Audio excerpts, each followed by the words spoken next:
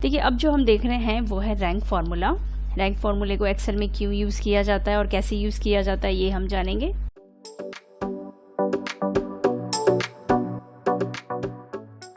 देखिए, कई बार होता है कि जैसे स्टूडेंट का हमें रैंकिंग निर्धारित करना है।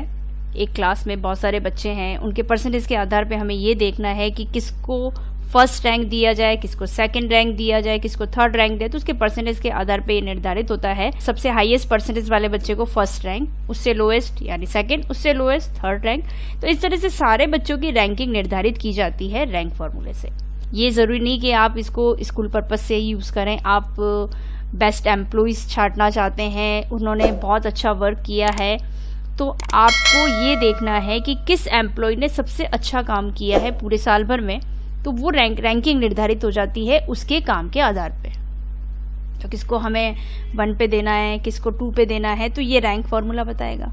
या कोई कंपनी भी अच्छा वर्क करती है, किस कंपनी को फर्स्ट रैंक देना है, किस कंपनी को सेकंड रैंक देना है, तो ये भी सब हम रैंक से कर सकते हैं। कैसे करते हैं रैंक। और एक और चीज हम देखेंगे वो है कस्टम रैंक। अच्छा, रैंक क्या हुआ, रैंक पर्टिकुलर रेंज में किसकी पोजीशन क्या रहेगी ये देखना है। तो पोजीशन कितनी सेट होती है, कैसे सेट होती है, तो ये रैंक निर्धारित करेगा। तो रैंक में सबसे पहले हमें यूज करना है इक्वल्स टू रैंक फार्मूला।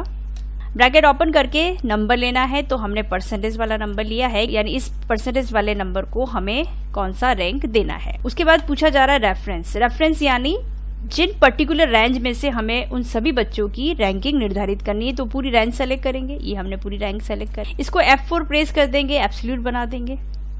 उसके बाद कॉमा करके यहाँ पे डिसेंडिंग और असेंडिंग ऑर्डर दे रखा है। अगर आप असेंडिंग ऑर्डर में लेना चाहते हैं तो असेंडिंग ऑर्डर में ले, अगर आप डिसेंडिंग ऑर्डर में लेना चाहें तो आप डिसेंडिंग ऑर्डर में ले, जिस ऑर्डर में आप लेना चाहें उस ऑर्डर में। और अगर हमें इनमें से कोई भी चीज़ यूज़ नहीं भी करेंगे तो भी ये आपको रैंकिंग निकाल के बताएगा। जो ऑर्डर आप लेना चाहें वो ऑर्डर, और नहीं भी अगर आप सेट करना चाहते हैं कि ऑर्डर मुझे तो यहाँ पे किसको कितनी पोजीशन मिली है वो पोजीशन हम देखना चाहते हैं, तो ये पोजीशन दिखा देते। तो ये देखिए, कुछ इस तरह से हमें उन सभी की रैंकिंग पता चल गई है।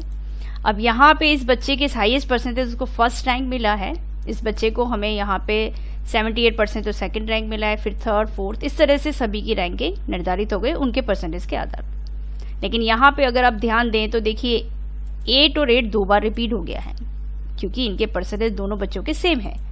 अब दोनों के परसेंटेज सेम होने की वजह से रैंकिंग भी उनको सेम मिली।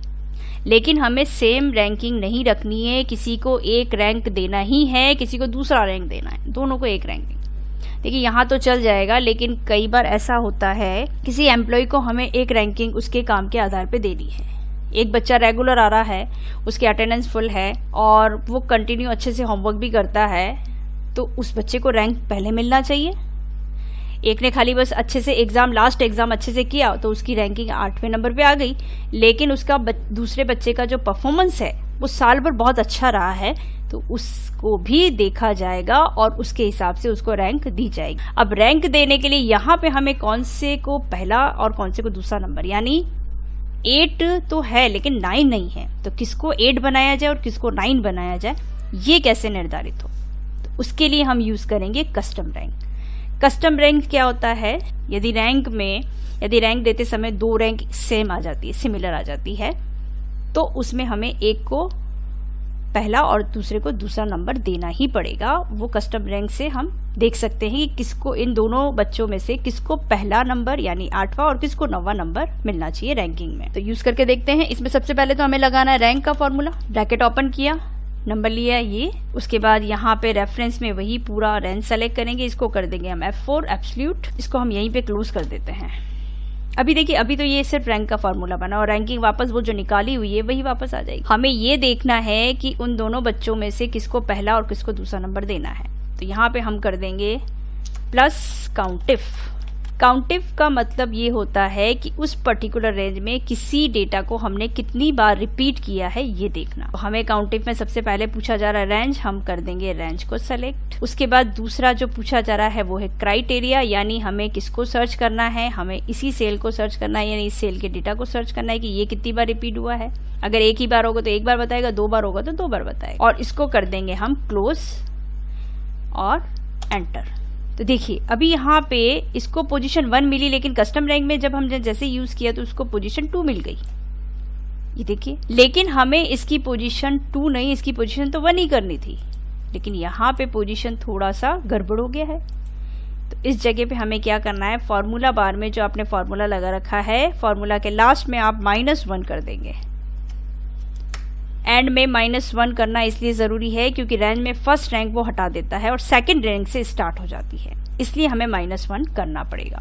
देखिए अपने आप वापस 1 आ गया, रैंकिंग 1, और फिर इसको ड्रैग कर देंगे। देखिए ये सभी की रैंकिंग बराबर हो गई। अब देखिए यहाँ पे जो 8 2 बार थे उनको भी इसमें 8 वाले को इसने रैंकिंग दे दी इसको, और 9 को इसको दे दी। तो इसका मतलब है रैंकिंग सबके पास 1-1 हो गई है, यानी किसी को भी सिमिलर रैंक नहीं मिला है। कौन सा 9 था, कौन सा 8 था, तो इसने बता दिया ये वाला 9 था और ये वाला 8 था।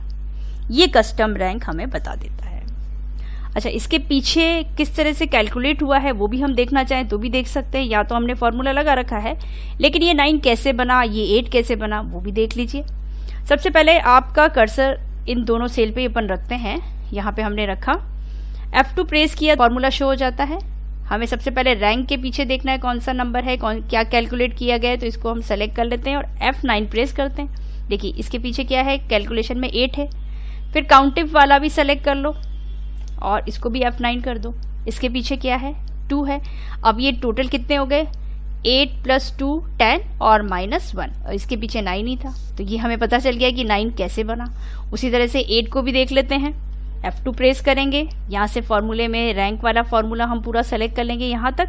F9 करेंगे, इसके पीछे क्या था, 8। फिर इस रेंज को सेलेक्ट करते हैं, F9 करते हैं, इसके पीछे क्या था, 1। 8 + 1 -1, तो कितना हो गया टोटल मिला के 8। ये देखिए इस तरह से हम उस फॉर्मूला बार से ये भी कैलकुलेट कर सकते हैं कि क्या क्या कैलकुलेशन करके ये 8 और 9 आया है।